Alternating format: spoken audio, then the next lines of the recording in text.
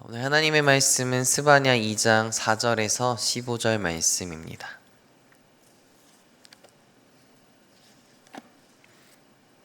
스바냐 2장 4절에서 15절 말씀입니다.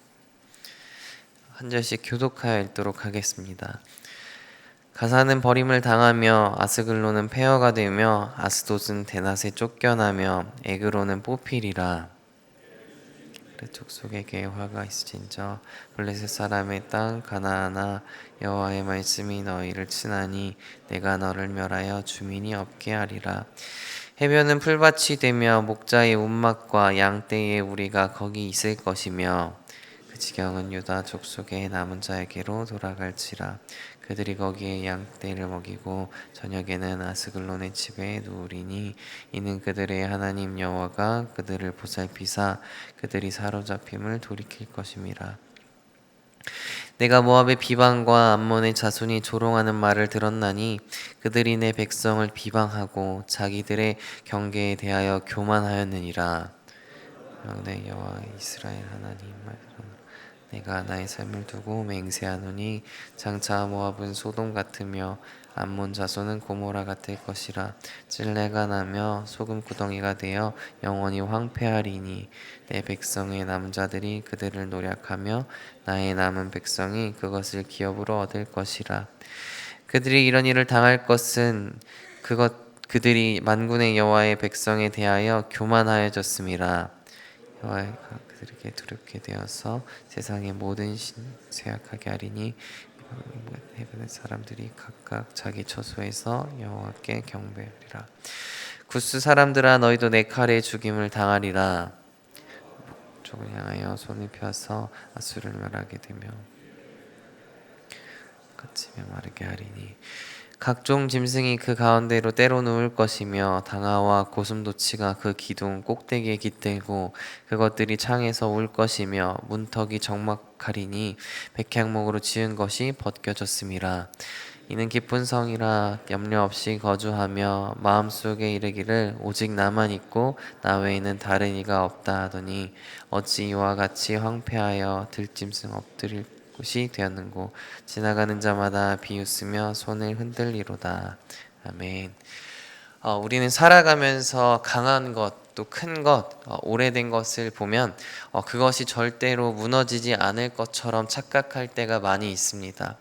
예를 들어서 강한 것은 군사력과 또 경제력, 또 권력 같은 힘을 말합니다.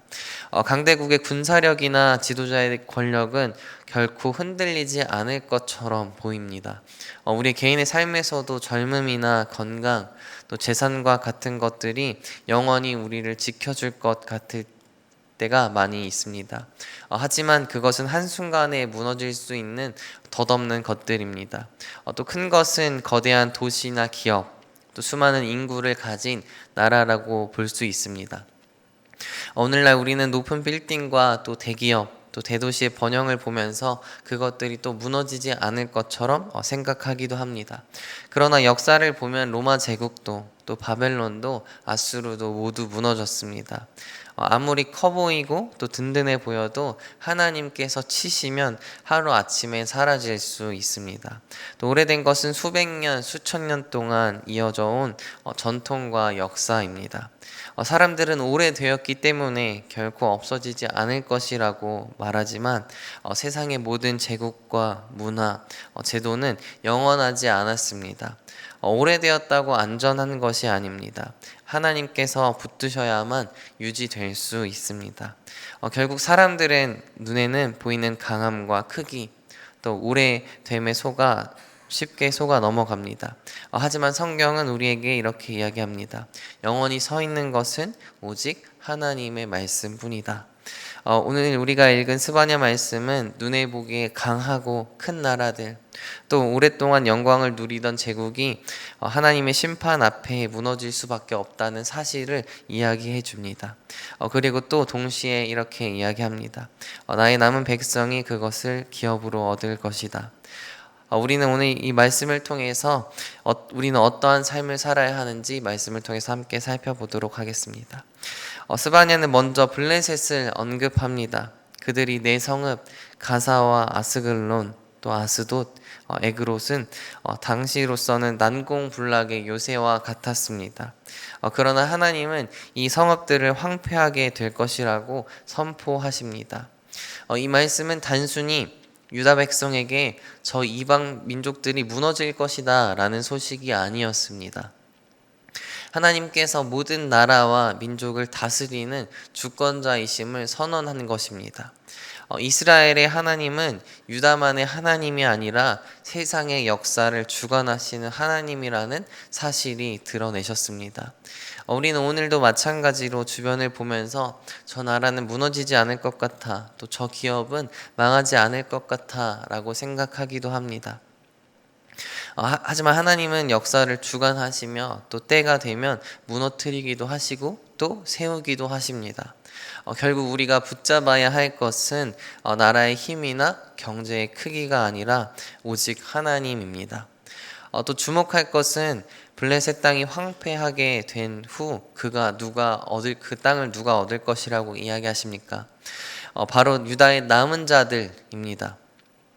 하나님의 심판은 단순한 파괴가 아니라 그의 백성에게 새로운 기업을 주시는 길이기도 합니다. 이제 하나님은 모압과 암몬을 향한 심판을 말씀하십니다.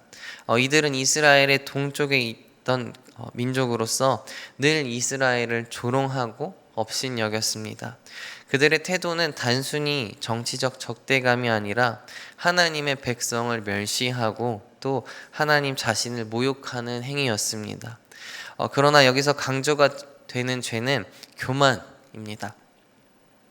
그들은 자신들의 신과 힘을 의지하면서 이스라엘을 조롱했습니다.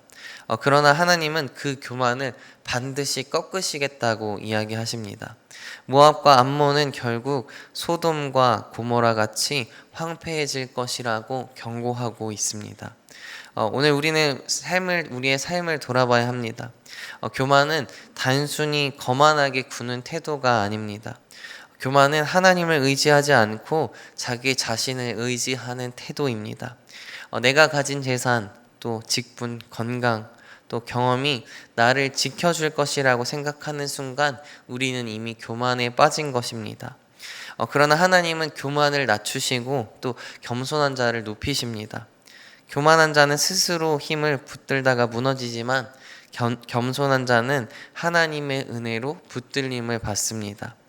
그러므로 우리는 매일의 삶에서 겸손하게 하나님을 의지하는 삶을 살아야 합니다.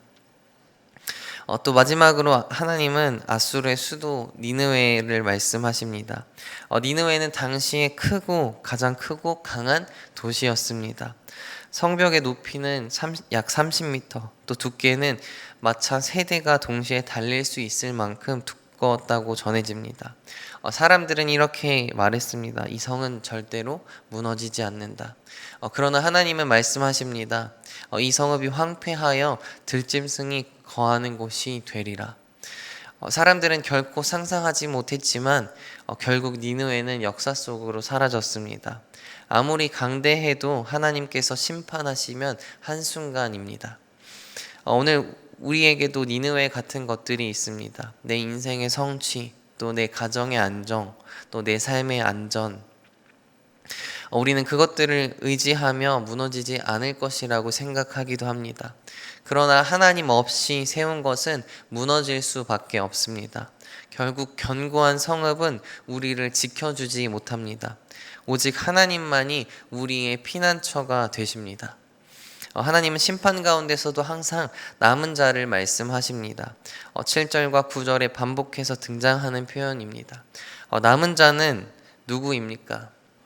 단순히 살아남은 자들이 아닙니다. 겸손히 하나님을 찾는 사람들입니다. 세상 사람들은 무너져도 하나님께 무릎을 꿇는 사람들은 남습니다. 세상이 흔들려도 하나님의 말씀을 붙드는 자는 끝까지 견뎌냅니다. 오늘 우리에게 주시는 소망도 여기에 있습니다. 세상은 불안하고 또 우리의 삶도 연약하지만 겸손히 하나님을 찾는 자는 반드시 보호받고 하나님 나라의 기업을 누리게 됩니다. 하나님은 심판 속에서도 구원을 준비하십니다. 그러므로 우리는 남은 자의 길을 걸어야 합니다. 눈에 보이는 힘을 따라 사는 것이 아니라 보이지 않는 하나님을 붙드는 삶을 살아야 합니다. 교만의 길이 아니라 겸손히 주님을 찾는 길을 가야 하는 것입니다. 오늘 스바냐가 전하는 말씀은 우리에게 분명히 가르칩니다. 블레셋과 모압, 또 암몬과 니느웨 같은 강한 나라들도 결국 하나님의 심판에 무너졌습니다. 그들의 공통점은 교만이었습니다. 자기 힘을 의지하고 또 하나님을 대적했기 때문에 그 땅이 황폐하게 되었습니다.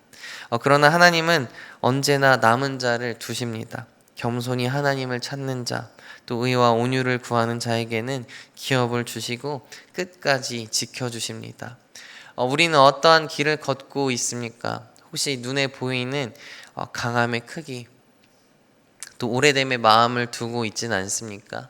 내 경험과 능력, 또 세상의 안전이 나를 지켜줄 것이라고 착각하며 교만에 빠져 있진 않습니까? 아니면 남은 자처럼 겸손히 하나님을 찾고 또 그 말씀을 붙들며 살아가고 있습니까? 교만은 무너집니다. 그러나 겸손은 하나님이 세우십니다. 세상은 불안정하고 또 우리의 삶은 연약하지만 하나님을 의지하는 사람들은 흔들리지 않습니다. 여호와의 날은 심판의 날이기도 하지만 동시에 하나님의 백성에게는 구원의 날이 되기도 합니다. 그러므로 우리는 오늘 하루를 시작하면서 다시 결단해야 합니다. 내 힘과 성취를 붙드는 대신에 하나님만이 나의 피난처이심을 고백하기를 원합니다. 세상의 교만의 길을 따르지 않고 남은 자의 길, 겸손과 순종의 길을 따라가기를 원합니다. 무엇보다도 오늘 우리에게 남아있는 은혜의 시간을 붙잡고 또 회개와 믿음으로 하나님께 돌아가는 우리들이 되기를 소망합니다. 하나님은 오늘도 우리에게 말씀하십니다. 교만은 무너지고 겸손히 하나님을 찾는 자만이 남는다.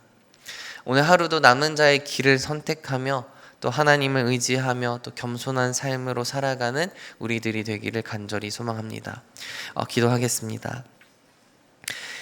사랑의 하나님, 우리의 교만한 마음을 내려놓고 겸손하게 하나님의 말씀에 순종하는 삶을 살기 원합니다. 우리에게 하나님의 말씀에 순종할 수 있는 힘을 허락하여 주옵소서. 우리가 세상을 바라보는 것 보고 의지하는 것이 아니라 하나님만을 의지하며 살아갈 수 있는 우리들이 될 수 있도록 하나님 도와주옵소서. 감사합니다. 예수님의 이름으로 기도합니다. 아멘.